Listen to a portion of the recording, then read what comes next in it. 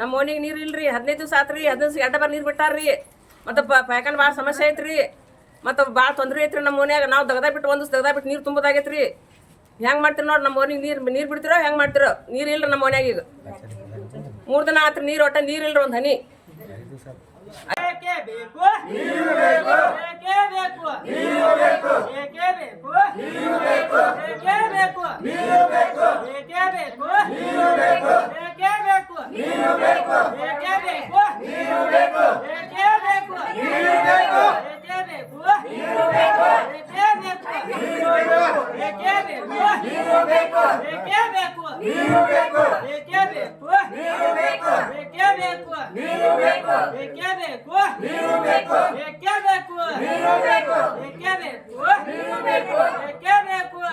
ಇವತ್ತು ಕುಡಿಯೋ ನೀರಿನ ಸಮಸ್ಯೆ ಇದೆ ಅಂತ ಹೇಳಿ ಸಾರ್ವಜನಿಕರು ನಮಗೆ ದೂರು ಕೊಟ್ಟಿದ್ರು. ಅದ್ರ ಬಗ್ಗೆ ಪರಿಶೀಲನೆ ಮಾಡಿದಾಗ ನಾವಿಲ್ಲಿ ಪಟ್ಟಣ ಪಂಚಾಯಿತಿ ಕಚೇರಿಗೆ ಬಂದಿದ್ದೀವಿ, ನಾನು ಮತ್ತು ತಹಶೀಲ್ದಾರ್ ಮುದೋಳ್.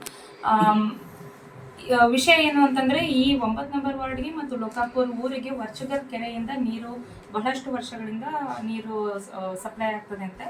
ಆದರೆ ಆ ಕೆರೆಯಿಂದ ನೀರು ಬರ್ತಾ ಇಲ್ಲ ಅಂತ ಹೇಳಿ ಸಾರ್ವಜನಿಕರ ದೂರಿದೆ. ಇದಕ್ಕೆ ಕೆರೆಯಿಂದ ನೀರು ಬಿಟ್ಟಿದ್ದೀವಿ ಅಂತ ಹೇಳಿ ಅಲ್ಲಿಯ RWSನವ್ರು ನಮಗೆ ಮಾಹಿತಿ ಕೊಟ್ಟಿದ್ದಾರೆ. ಬಟ್ ಹಾಗಿದ್ರೆ ನೀರು ಎಲ್ಲಿಗೆ ಹೋಗ್ತದೆ ಅದರ ಬಗ್ಗೆ ಪರಿಶೀಲನೆ ಮಾಡೋದಕ್ಕೆ ಸಾರ್ವಜನಿಕರು ನೀಡಿರುವಂತಹ ದೂರು ಏನಂದರೆ, ಇಲ್ಲಿರುವಂತಹ ಹೋಟೆಲ್ಗಳು ಮತ್ತು ಬೇರೆ ಬೇರೆ ಉದ್ಯಮಗಳು ನೀರನ್ನು ಯೂಸ್ ಮಾಡ್ತವೆ, ಸಾರ್ವಜನಿಕರಿಗೆ ಕುಡಿಯೋದಕ್ಕೆ ನೀರು ಸಿಗೋದಿಲ್ಲ ಅಂತ ಹೇಳಿ. ಸೊ ಅದಕ್ಕೆ ಪರಿಶೀಲನೆ ಮಾಡೋದಕ್ಕೆ ನಾನು ತಹಶೀಲ್ದಾರ್ಗೆ ಹೇಳಿದ್ದೀನಿ.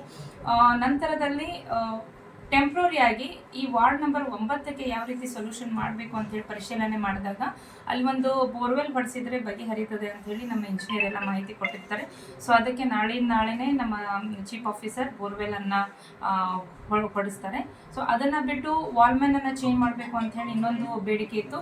ಅದನ್ನು ಈಗಾಗಲೇ ಚೀಫ್ ಆಫೀಸರ್ ಚೇಂಜ್ ಮಾಡಿ ಬೇರೆಯವ್ರನ್ನ ನೇಮಕ ಮಾಡಿರ್ತಾರೆ. ಸೊ ತಾತ್ಕಾಲಿಕವಾಗಿ ಸಾರ್ವಜನಿಕರ ಬೇಡಿಕೆ ಏನಿದೆ ಅದನ್ನು ನಿಭಾಯಿಸುವಂಥ ಕೆಲಸ ನಮ್ಮ ಅಡ್ಮಿನಿಸ್ಟ್ರೇಟರ್ ತಹಶೀಲ್ದಾರರು ಮತ್ತು ಚೀಫ್ ಆಫೀಸರ್ ಮಾಡಿರ್ತಾರೆ.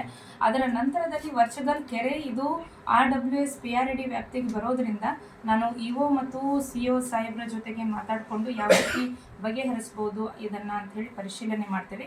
ತದನಂತರದಲ್ಲಿ ಶಾಶ್ವತವಾಗಿ ಯಾವ ರೀತಿ ಬಗೆಹರಿಸಬೇಕು ಕುಡಿಯೋ ನೀರಿನ ವಿಷಯ ಅನ್ನೋದನ್ನು ಮುಂದಿನ ದಿನಗಳಲ್ಲಿ ನಾವು ಡಿಸಿಷನನ್ನು DC ಅವರ ಮುಖಾಂತರ ತೆಗೆದುಕೊಳ್ಳೋದಕ್ಕೆ ಪ್ರಯತ್ನ ಮಾಡ್ತೀವಿ. ಸರ್, DC ಅವರು ಲಾಸ್ಟ್ ಟೈಮ್ ಭೇಟಿ ಕೊಟ್ಟರು ಕೂಡ ಅದು ಬಗೆಹರಿದಿಲ್ಲ. 7 ಊರಿಗೆ ನೀರಿಗೆ ಸಮರ್ಪಕವಾಗಿ ಕೊಡಬೇಕಂತ ನೀವೇ ಹೇಳಿರೋದು.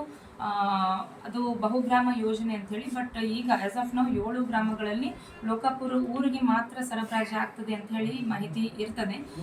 ಇದು ಡಿಸ್ಟ್ರಿಕ್ಟ್ ಇನ್ಚಾರ್ಜ್ ಮಿನಿಸ್ಟರ್ ಸಹ ಇದ್ರ ಬಗ್ಗೆ ಮೊನ್ನೆ ಚರ್ಚೆ ಮಾಡಿರ್ತಾರೆ. ಸೊ ದೊಡ್ಡ ಪ್ರಾಜೆಕ್ಟ್ ಆಗಿರೋದ್ರಿಂದ ನಮಗೆ ಅನುದಾನದ ಕೊರತೆ, ಅಂದರೆ ಅನುದಾನ ಬೇಕು, ಸರ್ಕಾರಕ್ಕೆ ಮಂಡನೆ ಮಾಡಿ ಅನುದಾನ ತಗೋಬೇಕಾಗ್ತದೆ. ಸೊ RWSEE ಅವ್ರನ್ನ ನಾವು ಇವಾಗ ಕರೆಸ್ತಾ ಇದ್ದೀವಿ. ಮೊನ್ನೆ ಮಿನಿಸ್ಟರ್ ಸರ್ ಹೇಳಿರೋದ್ರ ನಂತರದಲ್ಲಿ ಏನು ಪ್ರಕ್ರಿಯೆಗಳಾಗಿದ್ದಾವೆ, ಅವುಗಳನ್ನು ಏನು ಕೆಲಸ ಮಾಡ್ಬೋದು, ಇದು ಈಗಿನ DC ಅವರ ಗಮನಕ್ಕೂ ತೊಗೊಂಡು ಬಂದು ಮುಂದೆ ಏನು ಮಾಡಬೇಕು ಅನ್ನೋದನ್ನು ಪರಿಶೀಲನೆ ಮಾಡ್ತೀವಿ.